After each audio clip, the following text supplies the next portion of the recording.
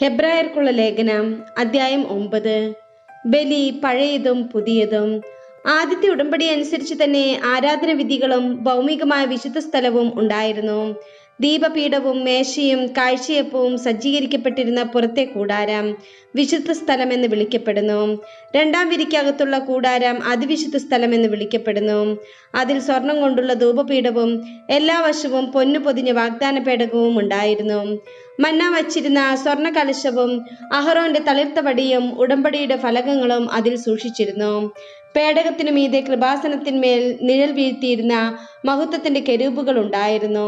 ഇവയെപ്പറ്റി ഇപ്പോൾ വിവരിച്ചു പറയാനാവില്ല. ഇവയെല്ലാം സജ്ജീകരിച്ചതിനു ശേഷം പുരോഹിതന്മാർ എല്ലാ സമയത്തും ആദ്യത്തെ കൂടാരത്തിൽ പ്രവേശിച്ച് ശുശ്രൂഷ നിർവഹിച്ചിരുന്നു. രണ്ടാമത്തെ കൂടാരത്തിലാകട്ടെ പ്രധാന പുരോഹിതൻ മാത്രം തനിക്ക് വേണ്ടിയും ജനത്തിന്റെ തെറ്റുകൾക്ക് വേണ്ടിയും അർപ്പിക്കാനുള്ള രക്തവുമായി ആണ്ടിലൊരിക്കൽ പ്രവേശിക്കുന്നു. ഈ കാലഘട്ടത്തിന്റെ പ്രതീകമായ ആദ്യത്തെ കൂടാരം നിലനിൽക്കുന്നിടത്തോളം കാലം ശ്രീകോവിലിലേക്കുള്ള പാത തുറക്കപ്പെട്ടിട്ടില്ലെന്ന് പരിശുദ്ധാത്മാവ് ഇതിനാൽ വ്യക്തമാക്കുന്നു.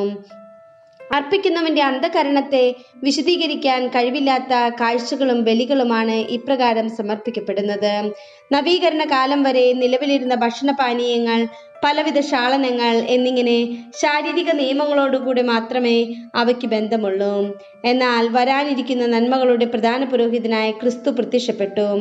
കൂടുതൽ മഹനീയവും പൂർണ്ണവും മനുഷ്യനിർമ്മിതമല്ലാത്തതും സൃഷ്ടവസ്തുക്കളിൽ പെടാത്തതുമായ കൂടാരത്തിലൂടെ എന്നേക്കുമായി ശ്രീകോവിലിൽ അവൻ പ്രവേശിച്ചു. അവൻ അവിടെ പ്രവേശിച്ച് നിത്യരക്ഷ സാധിച്ചത് കോലാടുകളുടെയോ കാളക്കിടാങ്ങളുടെയോ രക്തത്തിലൂടെയല്ല, സ്വന്തം രക്തത്തിലൂടെയാണ്. കോലാടുകളുടെയും കാളക്കിടാക്കളുടെയും രക്തം തളിക്കുന്നതും പശുക്കിടാവിന്റെ ഭസ്മം വിതറുന്നതും അശുദ്ധരെ ശാരീരികമായി ശുദ്ധീകരിക്കുന്നു. എങ്കിൽ നിത്യാത്മാവ് മൂലം കളങ്കമില്ലാതെ ദൈവത്തിനു തന്നെ സമർപ്പിച്ച ക്രിസ്തുവിന്റെ രക്തം ജീവിക്കുന്ന ദൈവത്തെ ശുശ്രൂഷിക്കാൻ നമ്മുടെ അന്ധകരണത്തെ നിർജീവ പ്രവൃത്തികളിൽ നിന്ന് എത്രയധികമായി വിശദീകരിക്കുകയില്ല. വിളിക്കപ്പെട്ടവർ വാഗ്ദത്തമായ നിത്യാവകാശം പ്രാപിക്കുന്നതിന് അവൻ ഒരു പുതിയ ഉടമ്പടിയുടെ മധ്യസ്ഥനായി. കാരണം ആദ്യത്തെ ഉടമ്പടിക്ക് വിധേയരായിരിക്കെ നിയമം ലംഘിച്ചവർക്ക് അവൻ സ്വന്തം മരണത്താൽ രക്ഷയായി തീർന്നു. മരണപത്രത്തിന്റെ കാര്യത്തിൽ അത് എഴുതിയവന്റെ മരണം സ്ഥിരീകരിക്കപ്പെടണം. മരണപത്രം സാധൂകരിക്കപ്പെടുന്നത് മരണശേഷം മാത്രമാണ്. അതുണ്ടാക്കിയവൻ ജീവിച്ചിരിക്കെ അതിനൊരു സാധുതയുമില്ലല്ലോ. അതിനാൽ രക്തം കൂടാതെയല്ല ആദ്യത്തെ ഉടമ്പടിയും ഉറപ്പിക്കപ്പെട്ടത്.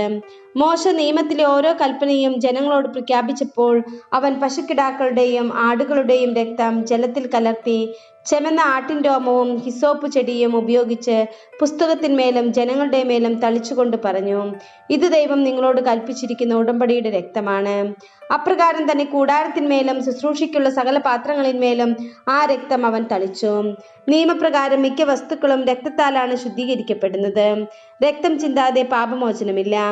സ്വർഗീയ കാര്യങ്ങളുടെ സദൃശ്യമായിരിക്കുന്നവ ഇപ്രകാരം ശുദ്ധീകരിക്കപ്പെടുക ആവശ്യമായിരുന്നു. സ്വർഗീയ കാര്യങ്ങളാകട്ടെ കൂടുതൽ ശ്രേഷ്ഠമായ ബലികളാലും മനുഷ്യനിർമ്മിതവും സാക്ഷാലുള്ളവയുടെ പ്രതിരൂപവുമായ വിശുദ്ധ സ്ഥലത്തേക്കല്ല, നമുക്ക് വേണ്ടി ദൈവസന്നിധിയിൽ നിൽക്കാൻ സ്വർഗത്തിലേക്ക് തന്നെയാണ് യേശു പ്രവേശിച്ചത്. അത് പ്രധാന പുരോഹിതൻ തൻ്റേതല്ലാത്ത രക്തത്തോടുകൂടെ വിശുദ്ധ സ്ഥലത്തേക്ക് ആണ്ടുതോറും പ്രവേശിക്കുന്നത് പോലെ പല പ്രാവശ്യം തന്നെ സമർപ്പിക്കാനായിരുന്നില്ല. ആയിരുന്നെങ്കിൽ ലോകാരംഭം മുതൽ പല പ്രാവശ്യം അവൻ പീഡ സഹിക്കേണ്ടി വരുമായിരുന്നു. കാലത്തിന്റെ പൂർണ്ണതയിൽ തന്നെ ബലിയർപ്പിച്ചുകൊണ്ട് പാപത്തെ നശിപ്പിക്കാൻ ഇപ്പോൾ ഇതാ അവൻ ഒരിക്കൽ മാത്രം പ്രത്യക്ഷപ്പെട്ടിരിക്കുന്നു.